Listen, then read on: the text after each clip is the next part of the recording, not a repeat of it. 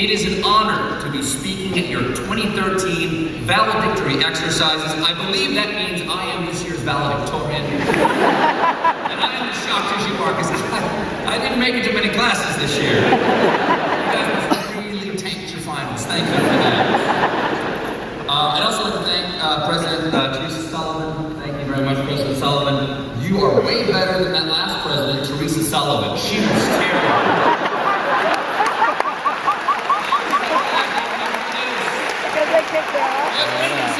I get it.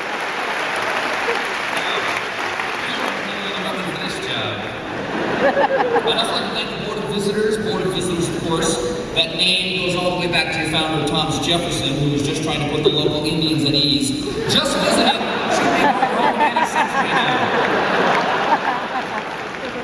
And that's just one of the many unique, dignified terms that set UVA apart from other universities. Instead of freshmen, you have first years. Instead of quad, you call it a lawn. Instead of saying we are members of a proud educational tradition dating back to our nation's founders, you say wahoo wah. Which begs the eternal question, wahoo why? Now I went to Hampton City College. Thank you. Thank you. Please sit down.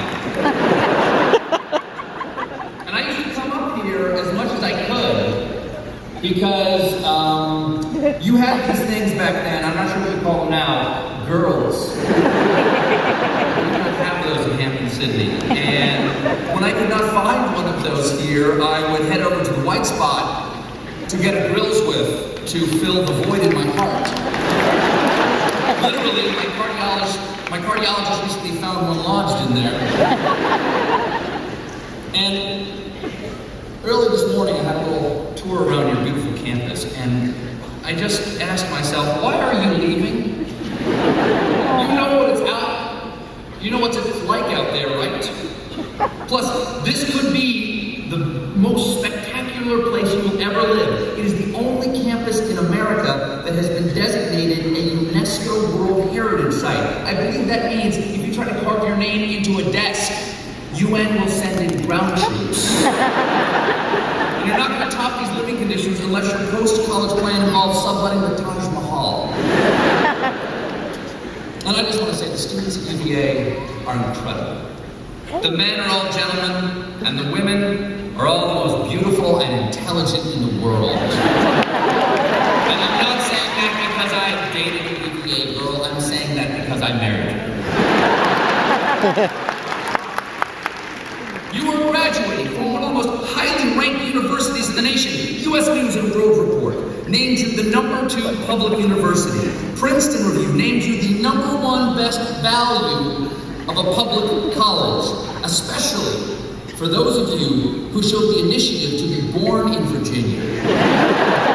Let's give it up. A round of applause for those paying out-of-state tuition.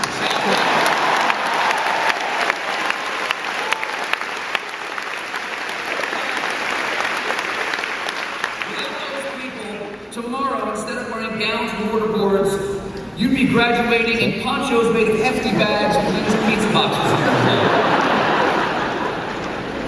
But as has been stated before, the most impressive ranking of all has got to be Playboy, once again naming you the #1 party school in America. Now, to be clear, I only read Playboy for the rankings. But I'm not surprised by this honor because I have seen you in action. When I used to visit back in the day, I spent a fair amount of time at the Phi Kappa House, which at the time had no doors. So apparently they kept getting partied off the hinges. And I won't go into more about those days because I do not remember them. And you know this is an impressive institution because it rejected my application. Yes. In spring of 1984, I applied as a transfer student. And at the time, you could send your essay in after the rest of the application. Well, apparently the admissions board took issue with the content of my essay, which was none because I never sent it. So today, President Sullivan, I would like to submit this address as my essay. And since this is a smart school, let me just toss in some SAT words.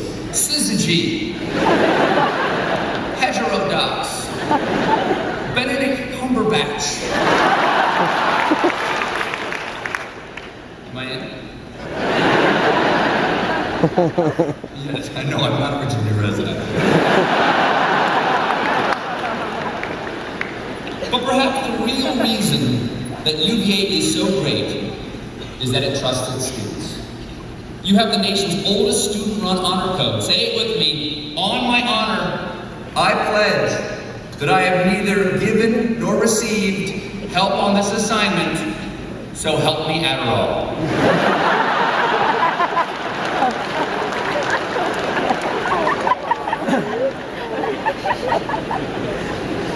But my favorite thing about UVA has got to be your secret societies. That's sexy. You got the Z's, you got, I think, the Illuminati, and the Masons, and SHIELD. I think some of you are members of SHIELD. Of course, the most secretive of all is the Seven Society. Nobody knows who's in it. I'm not going to say that I'm the seven. I'm not going to say that I'm not a seven. I'm just going to say a vegan woman.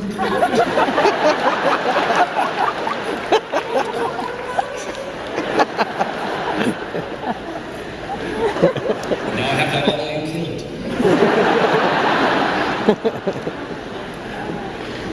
Now, of course, many of you already know this, but for the uninitiated, let me explain. When a member of the Seven dies, a wreath of black magnolia shaped like a seven appears in their grave. And the university chapel chimes at 7-second intervals on the seventh dissonant chord at 7 past the hours.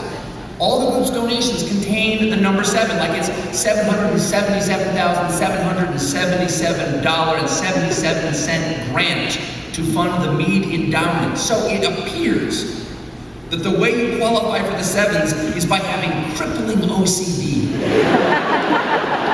And you know what's good for that? Adderall. Now, what is not a secret is the list of distinguished UVA alums, which is as impressive as it was easy to copy and paste from Wikipedia. We got Woodrow Wilson, Robert Kennedy, Janet Napolitano, Katie Couric, Tina Fey, the painter Georgia O'Keeffe. I love her paintings. They remind me of something I rarely saw at Hampton, Sydney. And of course, Edgar Allan Poe, or as his roommates called him, Creepy Eddie. I don't understand why Lenore couldn't have just given him a pity date, or just said, I'm busy Saturday night. She didn't have to say nevermore. Like most students, young Mr. Poe had a way of signaling to his roommates if he had a date over. He would hang a sock on the door, or bury a still beating heart under the floor. Whichever he had handy. But of course, the greatest figure associated with UVA is your founder, Thomas Jefferson. TJ. Travis Tommy Jeff, the freckly anti-federalist, Louisiana Purchie, old Bible slicer. Or as most Americans know him, the inventor of the 6-inch wooden cipher wheel. In founding this great institution, Jefferson wrote, "We wish to establish in the upper country of Virginia a university on a plan so broad and liberal and modern as to be a temptation to the youth of other states to come and drink the cup of knowledge and fraternize with us." And according to Playboy, you have lived up to that vision. There's one thing about Jefferson that I take issue with, and it's this: the scope of his beliefs was too broad. Jefferson's hard to nail down. These days, we like politicians to fit into neat categories. You're either a conservative or you are a liberal. But not Jefferson. He's not like that. No matter what your political leanings, you can find something he said that backs it up. If you don't trust the financial industry, he said, I believe that banking institutions are more dangerous to our liberties than standing armies. If you're suspicious of the federal overreach, he said, when the government fears the people, there is liberty. When the people fear the government, there is tyranny.